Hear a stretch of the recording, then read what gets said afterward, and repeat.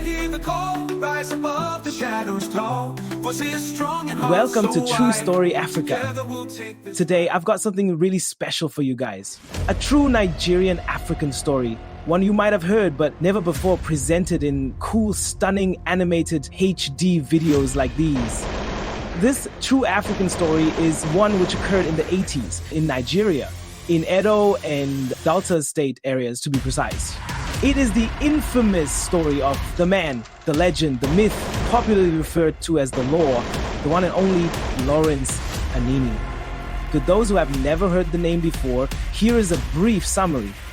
Lawrence Anini was a notorious Nigerian armed robber who dominated headlines in the 1980s due to his audacious criminal activities, primarily in the BENDEL state, now Edo, and Delta states. His reign of terror was characterized with bloodshed and carnage. He was eventually apprehended in December 1986, tried in court, and promptly executed by firing squad in front of a large crowd of onlookers in 1987. This particular story is 100% true. All names, dates, locations are true, as in the original biography of Lawrence Anini. However, we added very minute elements of added suspense and thriller to create an epic, true life story for the purpose of entertainment and passing the information. This is not to misdirect. Please note. If you are enjoying our videos, please subscribe to our channel so you don't miss future epic true life African stories like these. And so, back to our story. Episode 1, Humble Beginnings. Deep in the lush green landscape of Edo State, Nigeria, lay a small unassuming village called Orogo Village. The villagers, a mix of farmers, palm wine tappers, and traders, led simple lives. Amid this rural setting, a boy named Lawrence Numaniak-born Anini was born in the early 1960s. His family was humble but hardworking, and like every other household in Orogo Village, they struggled to make ends meet. The cries of newborn Lawrence were met with joy as his parents saw him as a blessing. Little did they know this boy would grow to be known as one of Nigeria's most infamous figures. Lawrence was a curious and energetic child who always seemed to have a twinkle of mischief in his eyes. He was the second child of 3 siblings, and he was the only son in the family. And even at a young age, he stood out as different. While other children were content playing games with sticks or chasing animals, Lawrence was fascinated by the stories the elders told. He particularly loved the tale of Ibo the Hunter, a brave man who used his wits to defeat a lion and save his family. These stories planted the seeds of boldness and cunning in his young heart. Orogo was a village where everyone knew each other. The families all lived in a closely knit community.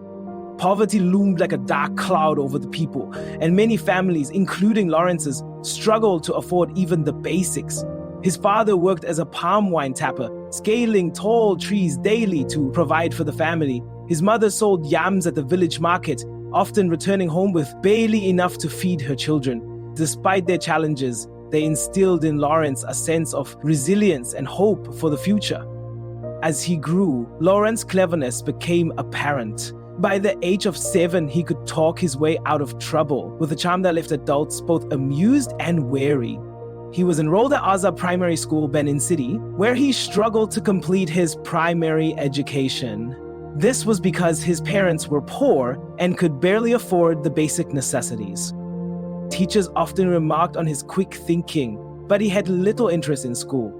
He managed to complete his primary school education, and then he got admitted to Igudumo Secondary School, where he started exhibiting signs of truancy and rebellion.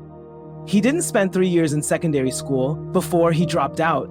He had a childhood friend called Uche.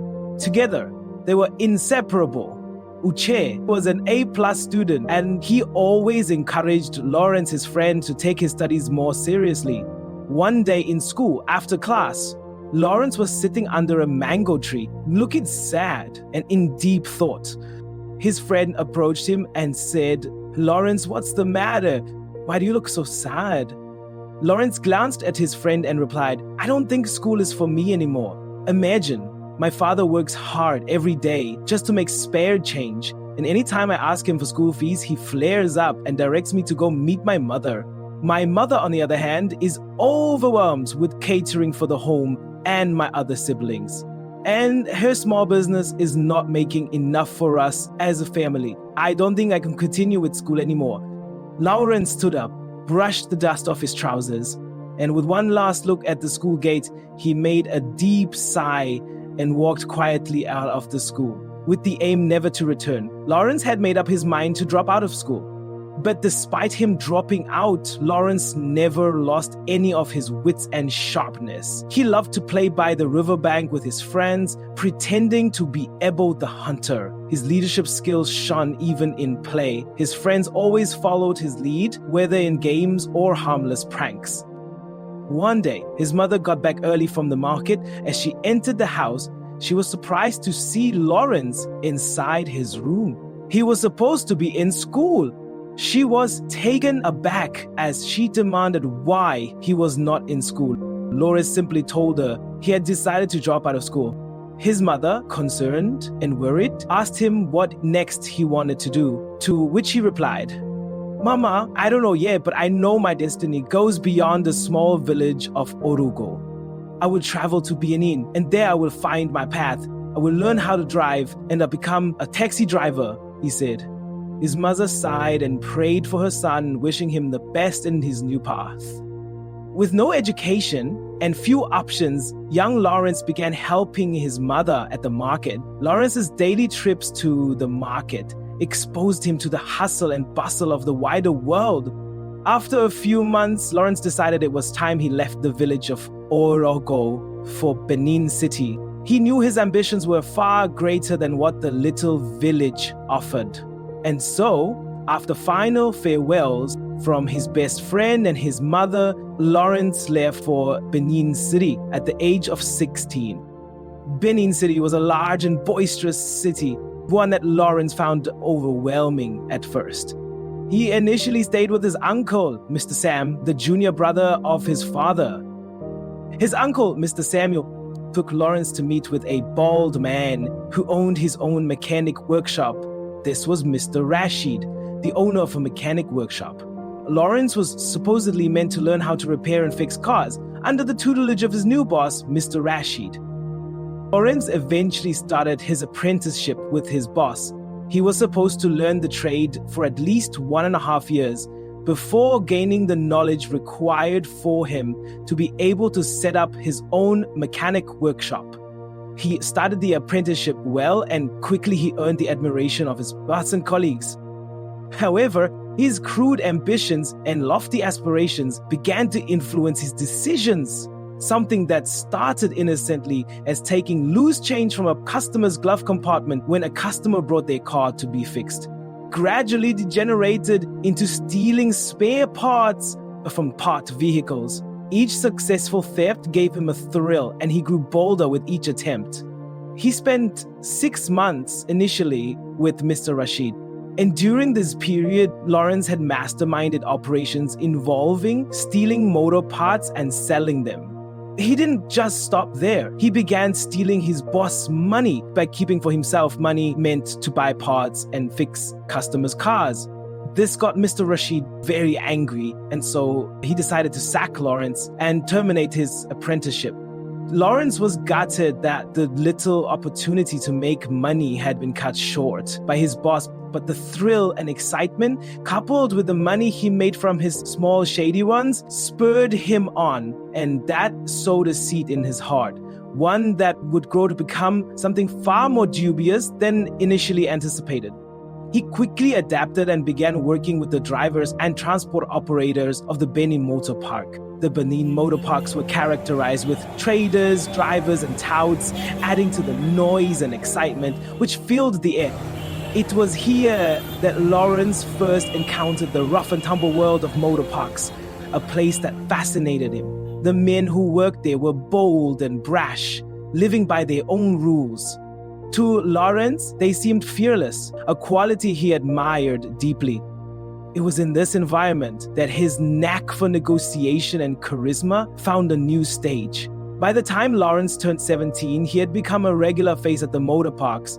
He began working as a conductor, assisting bus drivers and shouting destinations to attract passengers. The work was grueling, but it taught him survival skills and gave him a taste of independence. He quickly learned how to mediate disputes, earning the nickname the Law.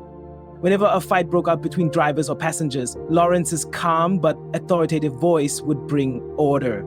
People began to respect him, even though he was just a teenager. He started as a bus conductor, helping to call passengers and collect transport fare.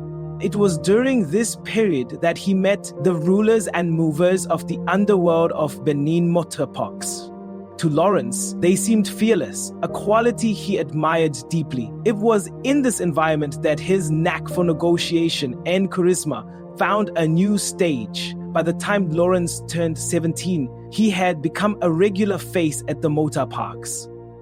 Despite his growing reputation, Lawrence never forgot the lessons of his childhood. The resilience his parents had instilled in him remained his guiding force, but it now served a darker purpose. The boy who once dreamed of being a hero, like Ebo the Hunter, had taken a different path, one filled with cunning, danger, and ambition. Lawrence was smart and cunning. He could talk himself out of any situation. He was now a young man with high ambitions. He resumed at the motor parks every day, calling passengers and going about his daily routine. One of the leaders of the motor park, a thick-looking figure, simply known as Mr. Raji, noticed Lawrence's intelligence and determination, and then decided to take him under his wing. Mr. Raji rose from being a bus conductor, just like Lawrence, to becoming one of the top leaders of the motor park. With a combination of legitimate and illegal means, over the years he was able to acquire 4 commercial buses and 2 taxis, which he used for transport business. He had many boys and drivers working under him. He needed a new driver for one of his taxi cabs as the former driver quit. One day, he was seated in the park garage in a drinking joint. When a bus veered into the garage, Lawrence was actually driving the bus because the driver had stopped at a nearby filling station to get gasoline. Mr. Raji could notice immediately that Lawrence, though not yet a perfect driver, had the traits to become one. He decided to employ Lawrence as one of his boys. A few weeks later, one of the drivers who worked for Mr. Raji drove down to the motor park and in frustration parked the bus in an awkward position. He gave Mr. Raji the keys to the bus and told him he was done. He stated the reason for him leaving the driving job was the constant harassments from the road thugs and touts who haggled them for money every minute. Mr. Raji collected the keys and looked at Lawrence. He stretched the key to him and told him to attempt to repark the bus. Lawrence was startled, but he took the keys from his boss and stepped into the driver's seat, and to the utmost surprise of Mr. Raji, Lawrence actually drove the bus and parked it well. This act surprised Mr. Raji, and he promised Lawrence he would get him a taxi cab he would be using for transport. Encouraged by Mr. Raji, Lawrence continued learning how to drive, and by the age of 20, he was already an exceptionally skilled driver.